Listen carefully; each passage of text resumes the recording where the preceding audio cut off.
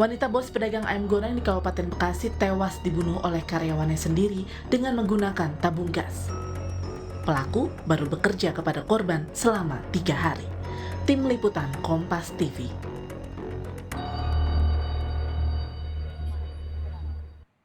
Lebih lengkapnya, kita terhubung dengan adik sepupu korban, Mas Erik dan juga Kompol Eko Barmula, Kanit 2 Jatanras Polda Metro Jaya. Selamat petang juga, Pak Eko. Selamat petang, Mas Erik.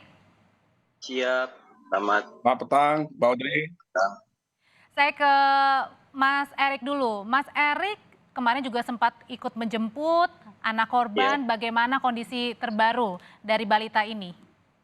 Ya, kemungkinan hari ini kondisi terbaru karena sudah mulai mengingat ibu, kehilangan ibu gitu, sering manggil-manggil nama ibu. Itulah untuk keterangan hari ini anak korban. Tapi dalam kondisi sehat, tidak ada tanda-tanda penganiayaan dari kedua pelaku, Mas Erik? Kalau sebelumnya itu terjadi ada luka biru di kaki Memar? kiri kanan, memar. Dan di mana lagi? Sudah itu aja. Memanggil ibu ya? Iya. Lalu bagaimana saat ini? Sudah diberi makan? Karena kan nampaknya kekurangan makanan pada saat penculikan berlangsung ya, Mas Erik? Ya, kalau untuk saat ini makan sudah tercukupi lah, artinya sudah diberikan rasa kasih sayang terhadap neneknya, tantenya, segala saudara lainnya gitu kan. Kemungkinan butuh kasih sayang terhadap ibu gitu kan. Di sini benar-benar merasa kehilangan semua, ibunya sudah tidak ada. Merasa kehilangan meskipun baru usianya 1,5 tahun. Saya ke Pak Eko. Pak Eko, ini sudah direncanakan, baru bekerja 5 hari, betulkah karena sakit hati motifnya? Jadi saya sampaikan, Mbak, bahwa memang benar bahwa motifnya adalah sakit hati. Itu dari hasil interogasi maupun pemeriksaan berita acara. Karena dalam jangka waktu 5 hari tersebut, dalam 3 hari pertama dia sampaikan bahwa memang ada sakit hati akibat perkataan dari korban. Seperti itu, Mbak. Lebih ke arah sakit hati karena perkataan atau karena uang yang diterima nanti ketika gaji para korban ini atau para pelaku ini? Baik, Pak, motifnya karena sakit hati, karena perkataan maupun karena masalah uang. Nanti rakyatnya akan kami sampaikan juga. Saya dengar Pak Dir bilang akan melibatkan psikologi forensik. Kenapa harus melibatkan psikologi forensik kalau sudah tahu motifnya apa, Pak Eko? Jadi perlu kami lakukan nanti pemeriksaan psikologi forensik bahwa untuk menggali latar belakang kejadian ataupun permasalahan yang menyebabkan pelaku sakit hati sehingga memang pelaku sampai tega melakukan perbuatan tersebut. Dalam pemeriksaan juga para tersangka ini merasa tidak bersalah dan biasa saja, maka perlu kita lakukan pemeriksaan psikologi forensik. Tentunya, Mbak, dalam pemeriksaan kami lakukan dalam penyidikan ini kami lakukan secara scientific investigation. Itu, Oke, Mbak. saya ke Mas Erik. Mas Erik, pada saat tahu kemudian korban merekrut para pelaku, Mas Erik tahu nggak dari korban kesehariannya seperti apa sih? Gimana caranya merekrut kedua pelaku ini? Apakah kenal sebelumnya? Kalau untuk perekrutan itu berbicara lewat Media sosial? Facebook atau apa. Nah, dari situ bicara ke pelaku gitu, korban dengan pelaku itu sering mobile ke beberapa karyawan karena sering komunikasi baik terhadap karyawan gitu. Hingga kenapa akhirnya malah terjadinya bertumpah darah seperti ini gitu. Tidakkah ada kemudian pada saat ke media sosial berkenaan dengan Facebook, artinya apakah polisi menduga ini random saja pelaku mengincar korban meskipun motifnya sakit hati, Pak Eko? Jadi berawal adanya iklan, Mbak, di Facebook punya korban, di mana pelaku juga lupa akunnya apa. Jadi bulan Desember pelaku menghubungi korban untuk mendaftar sebagai karyawan dan dijawab nanti akan dihubungi oleh korban. Sehingga pada tanggal 10 Februari 2023 pelaku dihubungi oleh korban untuk silakan bekerja di tempatnya sehingga pada tanggal 12 pelaku sudah masuk kerja, Mbak. Artinya tidak ada keinginan dari pelaku awalnya untuk melakukan penyiksaan kemudian sampai menyebabkan korban meninggal dunia. Artinya di awal ini bekerja maunya baik-baik saja gitu, Pak Eko? Iya, sementara diawali dengan bekerja saja. Jadi pada saat tanggal 12 masuk bekerja, hari pertama itu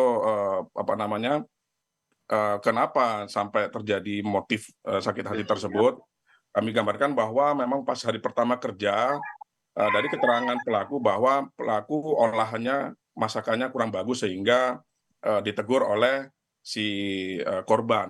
Sehingga pelaku merasa sakit hati. Selanjutnya di hari kedua, Mbak, tanggal 13,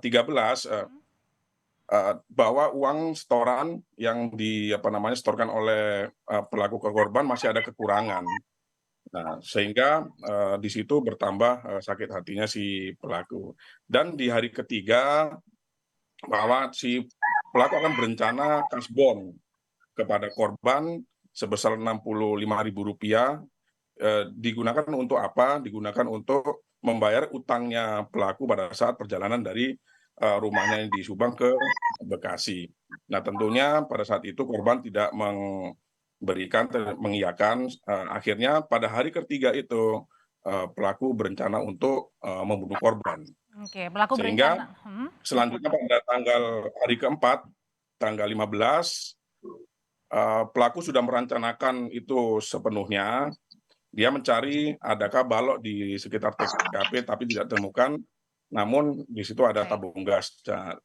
Hari kelima baru Berarti unsur perencanaan pembunuhannya sudah terbukti ya di sana ya. Saya mau ke Mas Erik. Sudah.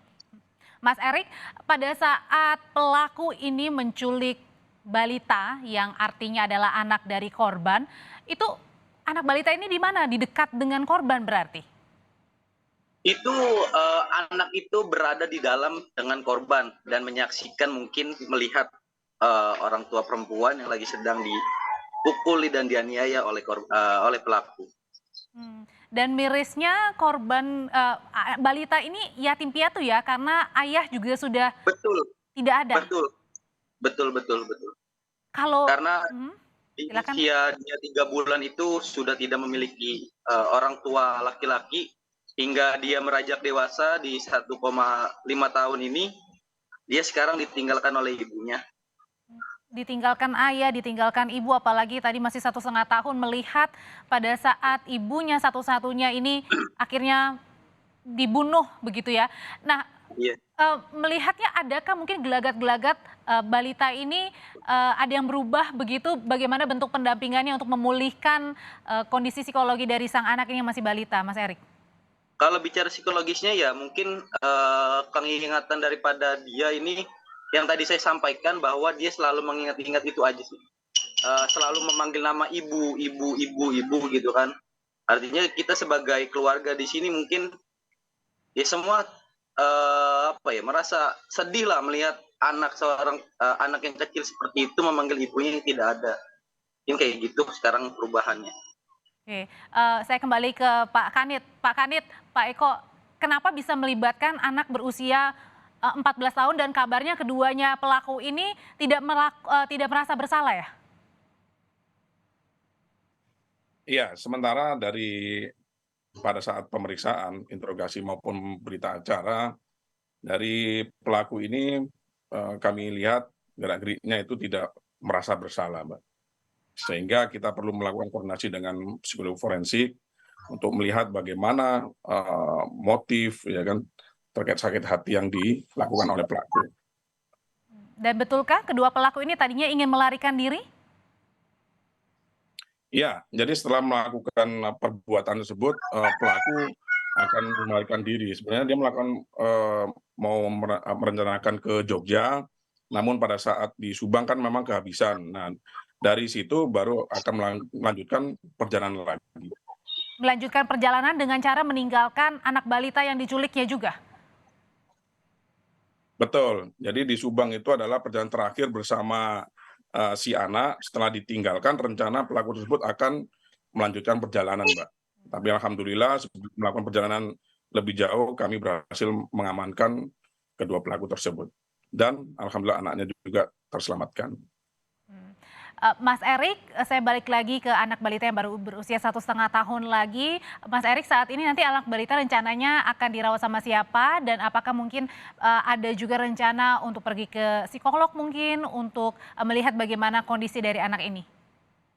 Mungkin untuk pergi ke psikolog atau segala macam lainnya kita tidak ada, dan sekarang untuk ketinggalan kediaman untuk si balita ini berada bersama nenek daripada ibu korban.